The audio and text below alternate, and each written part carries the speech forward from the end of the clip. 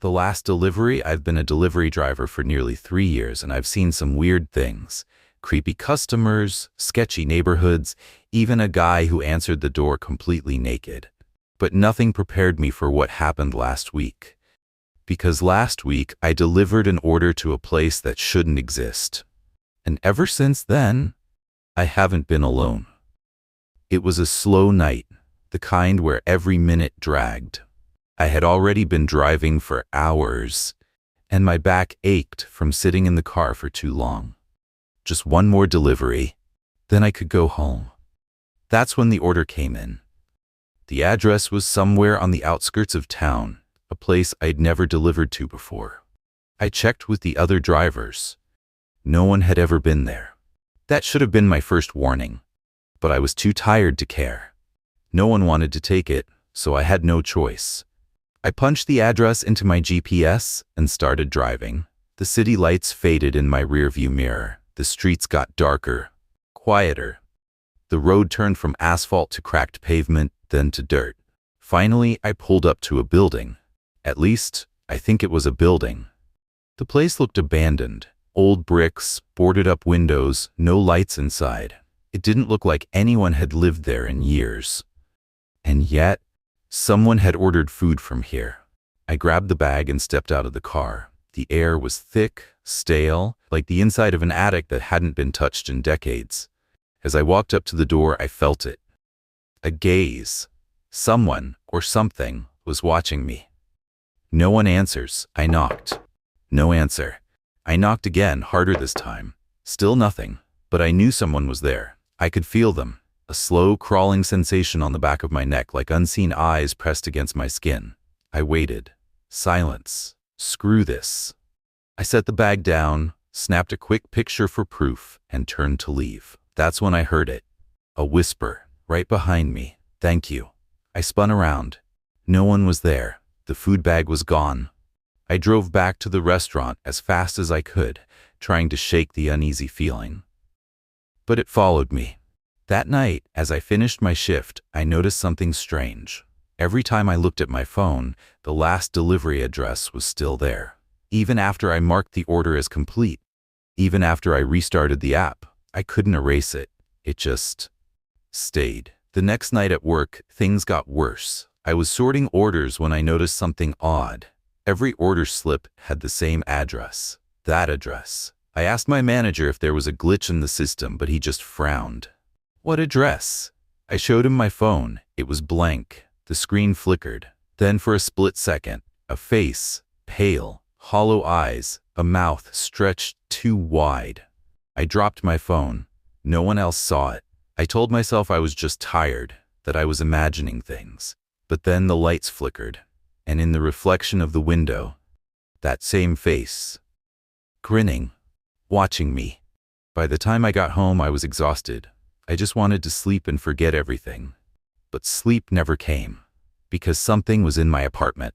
It started with little things. My TV turning on by itself, my phone buzzing with unknown notifications, my fridge door hanging open when I was sure I'd closed it.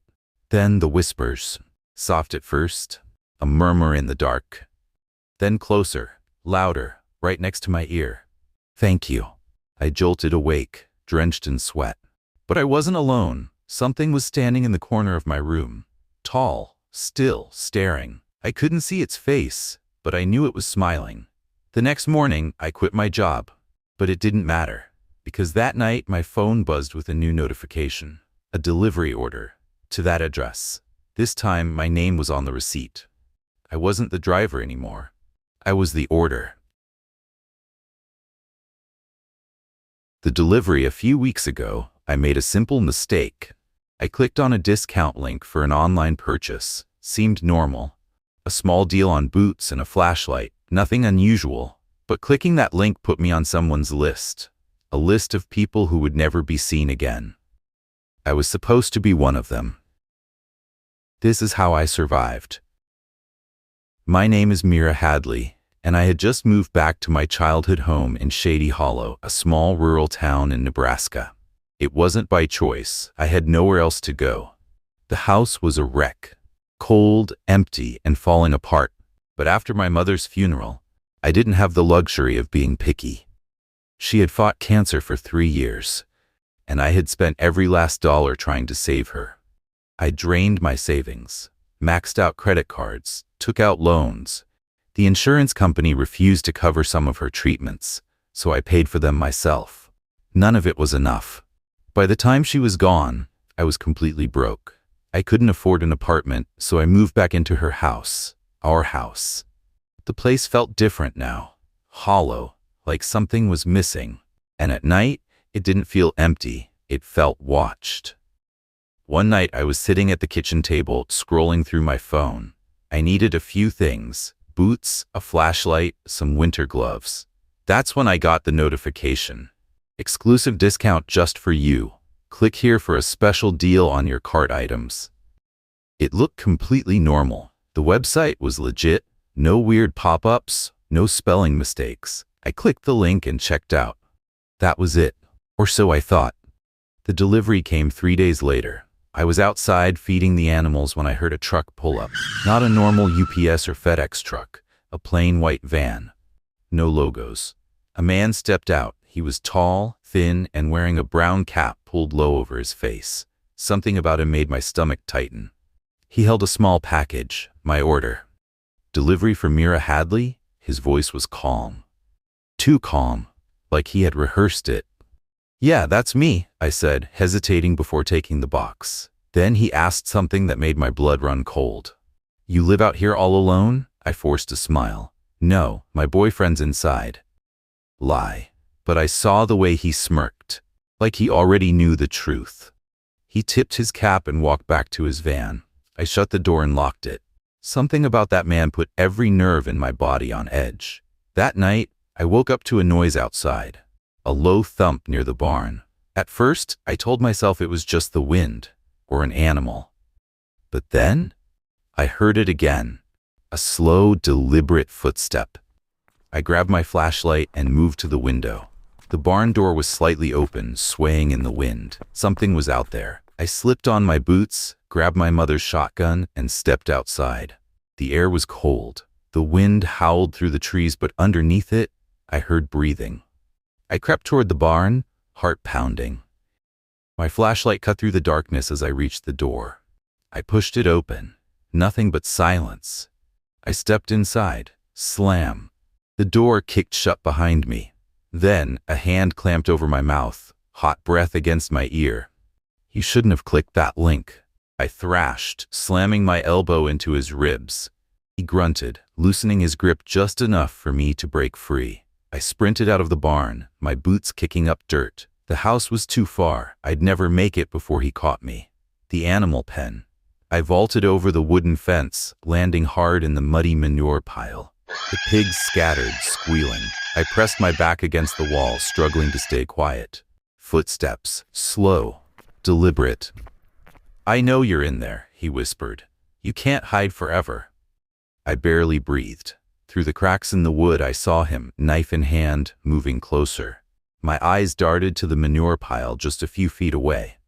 I swallowed my disgust. Then I dived in. The thick, putrid muck swallowed me whole. I held my breath, silence. Then, a sudden, piercing scream. I shot up from the manure, gasping for air.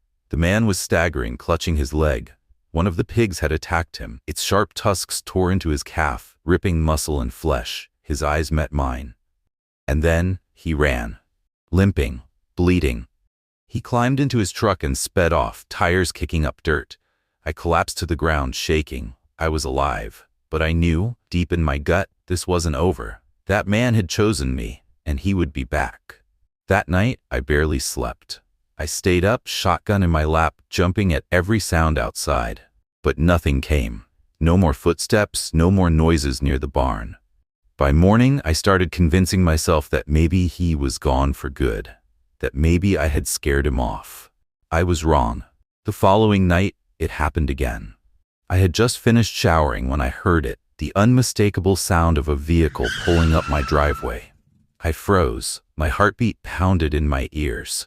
I crept to the window and peeked through the blinds. The white van. He was back.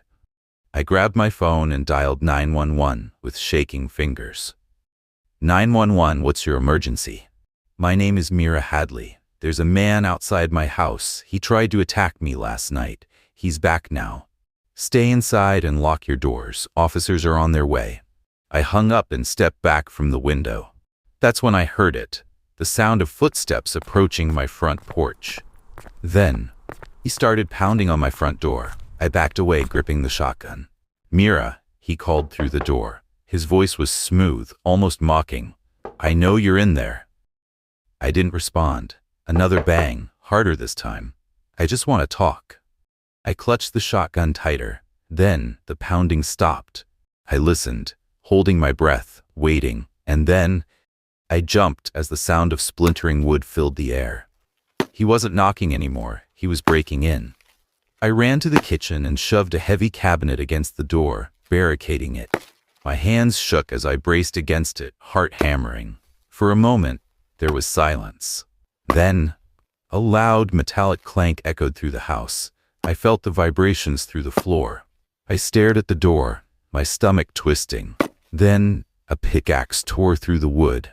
A deep, jagged gash split the door, revealing a sliver of darkness on the other side. I gasped. He wasn't just breaking in. He was tearing his way through. I pressed harder against the cabinet, but I knew, against a pickaxe, it wouldn't last long. Another chunk of wood splintered away. I scrambled backward, heart racing, gripping the shotgun. I aimed at the door, finger on the trigger, ready to fire the moment he came through. And then, the sirens. The sound of police sirens cut through the night. Flashing red and blue lights lit up the windows. For a moment, silence. Then, I heard him laugh. Low, amused, almost excited. Then his voice, calm and chilling. See you later, you lucky girl. The next sound was the screech of tires. I rushed to the window just in time to see the white van speeding off down the dirt road. 2 squad cars pulled into my driveway. The cops stormed out, weapons drawn. But it was too late. The man was gone, and his van vanished like it had never been there. But the police found something else, something worse. When they searched my property, they found a ritual circle behind my barn. Symbols were drawn into the dirt, some carved into wood. And in the center, a dead animal. Its body was cut open, blood soaked into the ground. I felt sick. One of the officers, a tall man with a mustache, turned to me. You sure you don't know who this guy is? I shook my head. No, my throat tightened. I just ordered something online. The officer frowned, glancing back at the scene. This isn't just some home invasion, Miss Hadley, he said. This is something else. I swallowed hard. What do you mean? He gestured to the symbols. These markings, they aren't random. They're old, ritualistic, and this, he pointed to the animal corpse. This was a sacrifice. My blood ran cold. The officer continued, voice low. Whatever this guy is doing, it's not just about hurting people. It's something deeper, something planned. I shuddered. Planned. That word stuck with me. That meant I was part of it. The police searched the area, but they found nothing. No footprints, no tire marks, no sign of where the man had gone.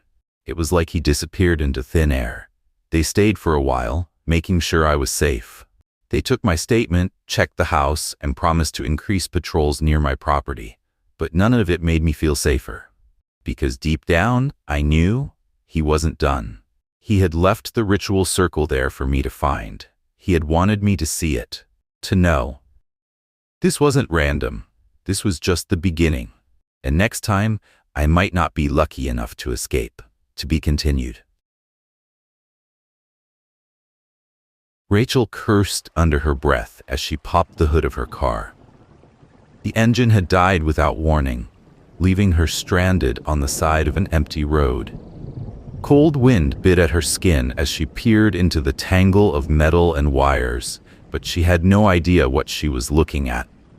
With a frustrated sigh, she pulled out her phone to call for help. As she fumbled with the screen, her numb fingers lost their grip. The phone slipped from her hand, landing face down on the pavement with a sickening crack. Heart sinking, she picked it up.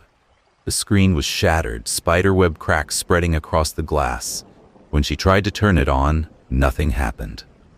Rachel wrapped her arms around herself, scanning the desolate road. The only sign of life was a flickering street lamp a few yards away. She had passed a bus stop earlier. Maybe she could catch a ride home. With no other choice, she locked her useless car and trudged toward the bus stop. The night air was heavy with silence, and an uneasy feeling settled in her chest. She checked her watch. Almost midnight. The last bus of the night should be coming soon. Minutes stretched into what felt like an eternity. Then, at last, a pair of headlights pierced the darkness. A bus rolled into view, its engine humming softly as it slowed to a stop before her. Rachel stepped forward hesitantly. The bus looked old, its paint chipped and faded.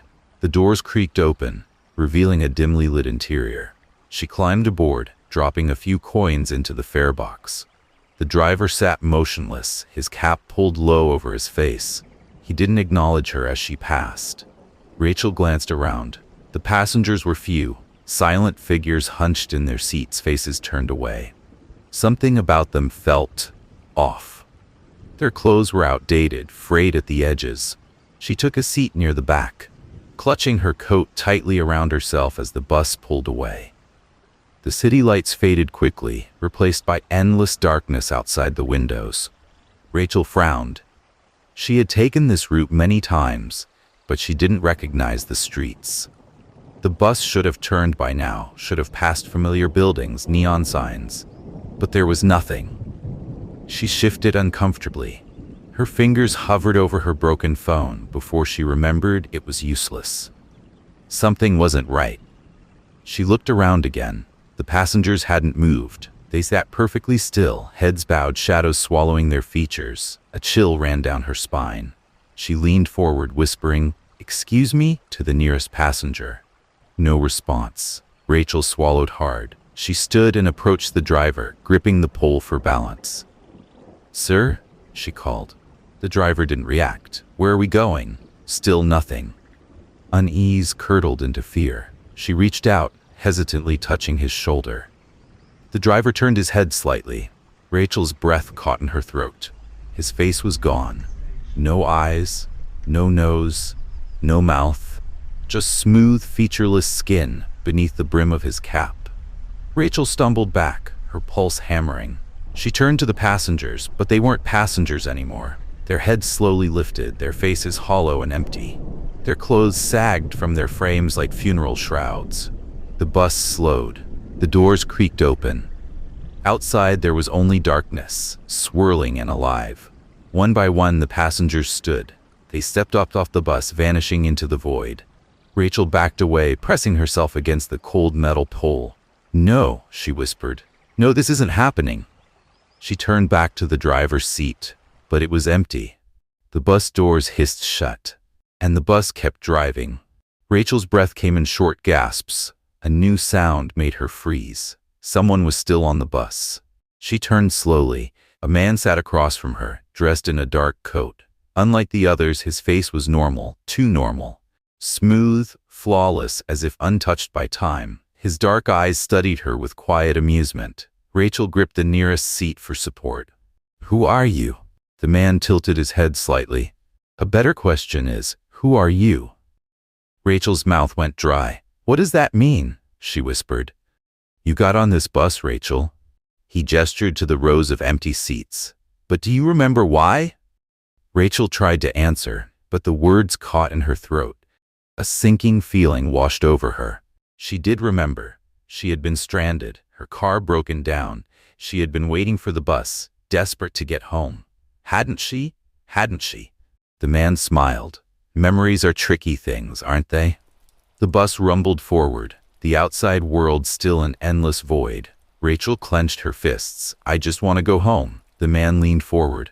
"Then tell me, where is home?" The question made her head throb. The bookstore. She'd been closing up late. She had driven home, but where was home? She tried to picture it. The layout of her apartment, her bedroom, her street. Nothing came. A hollow ache bloomed in her chest. The man's voice softened.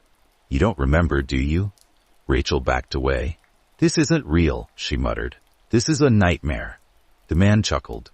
Maybe. He stood, walking toward her. Or maybe you were never supposed to leave. Rachel's heartbeat slammed against her ribs. Leave what?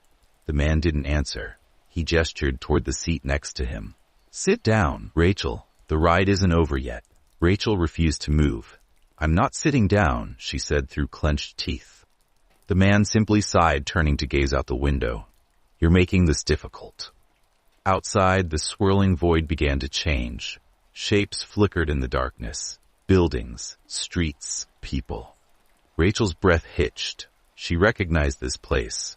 A small diner with a neon sign. A gas station on the corner. The intersection where her head throbbed violently. A sudden jolt rattled the bus. Rachel stumbled. The man remained perfectly still, hands folded in his lap. The bus turned sharply. The outside world twisted, melting into something else. Rachel's stomach lurched as she clung to the nearest pole. She saw it now. The road she had driven earlier that night. She saw her car. It wasn't parked. It was wrecked. The front end crumpled against a concrete barrier. Steam poured from the mangled hood.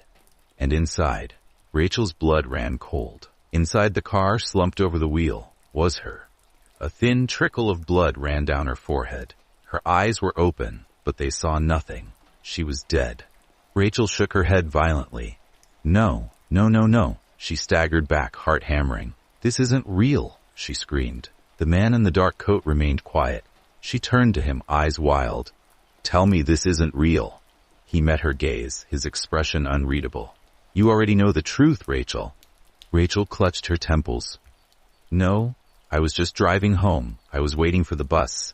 You were never waiting for the bus. The words cut through her like ice. She hadn't been waiting for a bus. She had been driving. She had crashed. She had died. And now, she was on the last ride. But there was a choice. Ahead, two paths unfolded, one to the void, and one to a hospital room. Rachel saw herself, still alive. The man gestured. The choice is yours. Rachel stepped forward. The doors hissed open. She took a deep breath and stepped off the bus.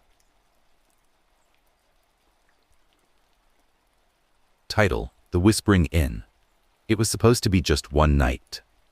Elena had been driving for hours, the rain hammering against her windshield like ghostly fingers tapping to be let in.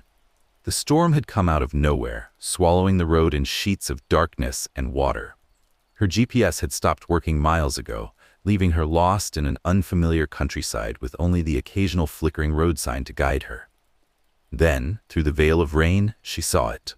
A small, wooden sign half buried in the mud. The Blackwood Inn. Vacancy. It stood at the end of a winding dirt path, hidden behind a wall of crooked trees that loomed like silent watchers. The building itself was old, its wooden exterior darkened with age and damp from the endless downpour. A single lantern flickered above the entrance, casting long shadows against the warped wood. She had no other choice. Pulling into the gravel driveway, she killed the engine. The rain didn't let up. It only seemed to grow heavier, drumming against the roof of her car. With a sigh, she grabbed her bag and stepped out, dashing toward the entrance. The wooden porch creaked under her weight, and as she reached for the door, she hesitated. Something about this place felt wrong. Still, the cold had already seeped into her bones, and she couldn't afford to be picky. She pushed the door open. Inside, the inn smelled of damp wood and something faintly metallic. The lobby was dimly lit, the warm glow of an old chandelier barely pushing back the darkness. An ancient grandfather clock ticked loudly in the corner, its rhythmic sound the only thing filling the silence. Then, from behind the desk, a voice. "Welcome, miss." The innkeeper was an old man with sunken eyes and a face as weathered as the building itself. He wore a dusty black suit, his thin lips curling into a smile that didn't quite reach his eyes. "You're lucky to have found us in this storm. We don't get many visitors anymore." His voice was raspy, dry, as if he hadn't spoken in a long time.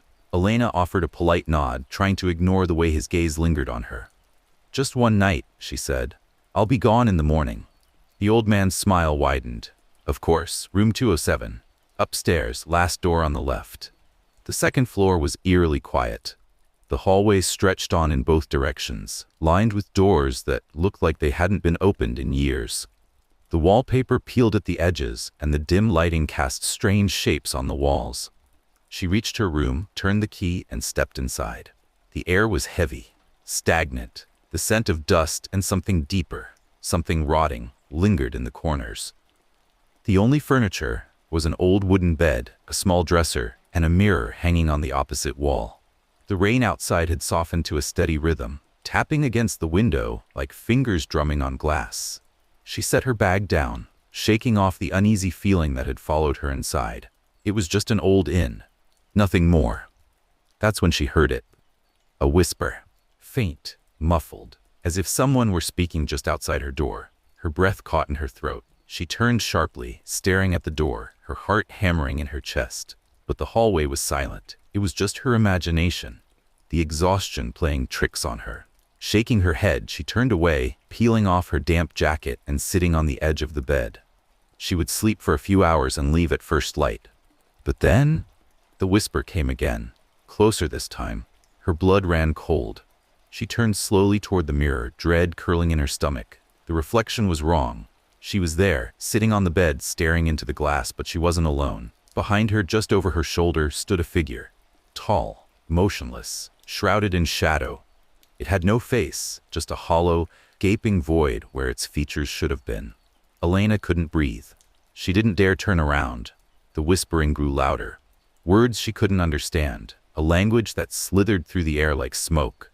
The reflection of her own face began to distort, her features warping, stretching into something unnatural. Then, the figure moved. She spun around. The room was empty. Her chest rose and fell in rapid, panicked breaths. There was nothing behind her, just the room, the bed, the dresser, the window where the rain continued its endless rhythm. She swallowed hard, her hands trembling. "I need to leave." She grabbed her bag, throwing it over her shoulder. She didn't care if it was the middle of the night. She would drive through the storm if she had to. As she reached for the door, it slammed shut. Her scream never left her throat. The whispering returned, louder this time, coming from inside the room, the mirror. She turned, against every instinct screaming at her to run. The reflection was still wrong. Her own body stood frozen in the glass, but her head was slowly turning, twisting unnaturally to face her, though she hadn't moved. And then it smiled. Not her smile. Something else's smile. Wide, inhuman. The figure was still there, standing behind her reflection, its void-like face closer now. Its whisper was inside her skull, crawling through her mind like fingers pressing into her brain. "Stay," she screamed. The lights flickered. The walls groaned like something alive was breathing inside them. And then, darkness. The next morning, the innkeeper stood at the front desk, humming an old tune as he polished the counter. Footsteps creaked on the stairs. A young woman descended, her eyes distant, her movements slow, almost mechanical. She reached the desk, her lips parting slightly. Her voice was not her own. "One more night." The old man smiled. "Of course, miss. Room 207 is waiting for you."